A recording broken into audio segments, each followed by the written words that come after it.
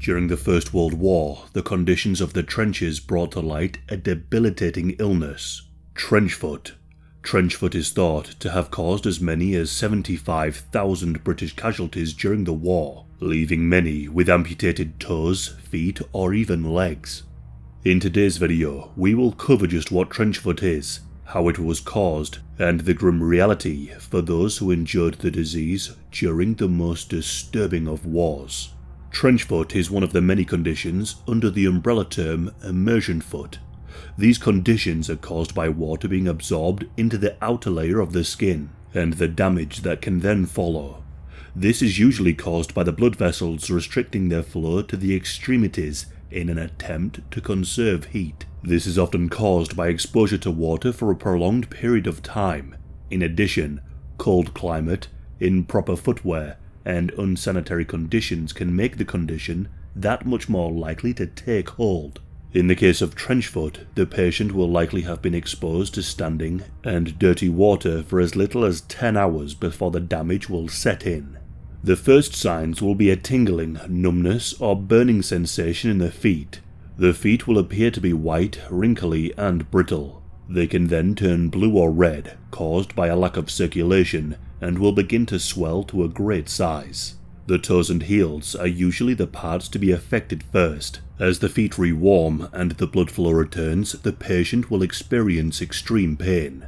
Due to how fragile the feet are, blisters, sores, or just holes in the skin can begin to form. This in turn can allow severe infections to take hold. Feet can become gangrenous and start to rot away.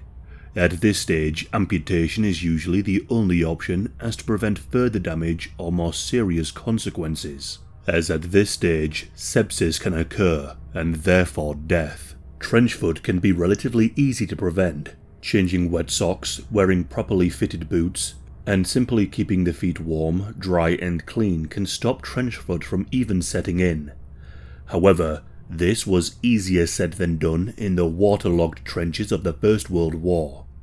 Whilst the condition derives its name from the trenches of the Great War, it was first diagnosed by pioneering military surgeon Dominique Jean Larrey. He rose to become Napoleon's Surgeon General in the Grand Army. During the retreat of the French army from Russia in 1812, Larrey provided the first known description of trench foot affecting soldiers. However, it would be the First World War where the disease rose to prominence, in large part due to the horrific conditions that defined the conflict. During the First World War, all sides built complex trench networks designed to hold the line and offer some level of protection from artillery and machine guns. Trenches were often unpleasant places to be. Aside from the lack of sleep, the rats, and the ever-present spectre of death, the conditions of the trenches were debilitating. They were muddy, flooded, and littered with the debris of war and the corpses of the dead. It was the case that British trenches were hastily dug during the early years. They were prone to flooding and would collapse. The British believed that the trenches would be a temporary fixture of war, whilst the Germans erected more permanent defensive lines. These were less prone to the conditions that would cause trench foot. The British soldiers would often be stood in deep, stagnant water, forced to watch over no man's land. So too was the war itself stagnant, with immobility a key aspect of trench warfare. The boots issued to the troops also caused issues, being far too tight and restricting blood flow. Due to the ever-present threat of enemy advance, artillery shells, or chemical attacks, it could be difficult for a soldier on the front lines to change their socks, and that's assuming that they even had any dry socks to change into. Such conditions were perfect for trench foot to take effect. According to Sergeant Harry Roberts, the horrors of trench foot were as follows. Your feet swell to 2 or 3 times their normal size and go completely dead. You could stick a bayonet into them and not feel a thing. If you are fortunate enough to not lose your feet and the swelling begins to go down, it is then that the intolerable, indescribable agony begins. I have heard men cry and even scream with the pain, and many have had to have their feet and legs amputated. As the foot began to rot, the smell would be almost as bad as the pain. This in turn would begin to attract rats.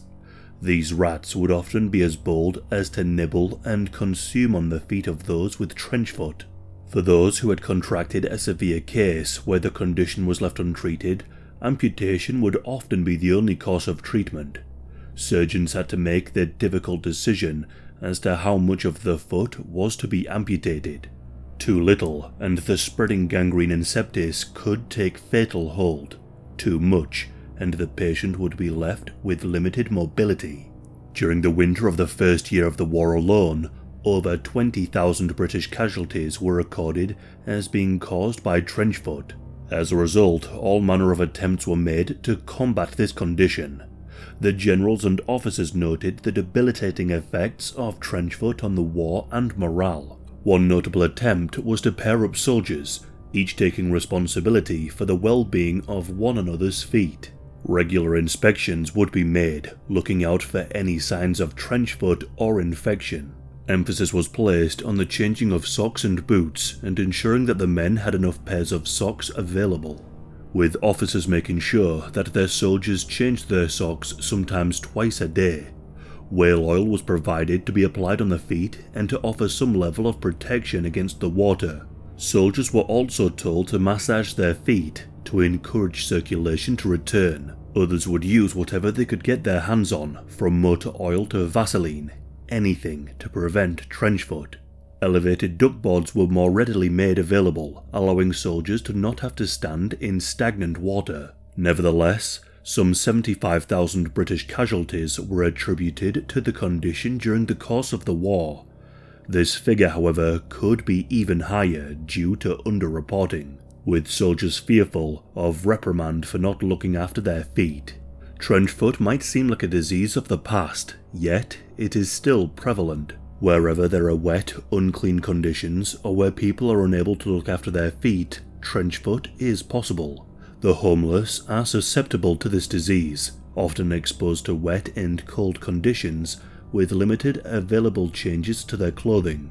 And even your humble narrator too contracted trench foot whilst working on a banana farm in North Queensland, Australia. On screen now are pictures of my feet during this time.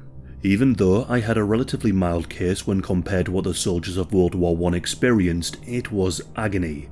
I can only describe it as akin to having my feet sandpapered. The burning when I was trying to sleep and the inability to walk was horrific, but thankfully, I didn't have to advance an enemy trench under gunfire and artillery. Trench foot will doubtlessly remain connected to the First World War. It was a grim reality for far too many soldiers, an added horror to the tragedy of war. Many were left permanently changed by the condition, some dying from the infections that took root. Trench foot was but one of the many conditions caused by the First World War, from shell shock to chemical burns to trench fever. The soldiers of the First World War paid a heavy toll on their health. This price they paid is but one of the many reasons why they must never be forgotten.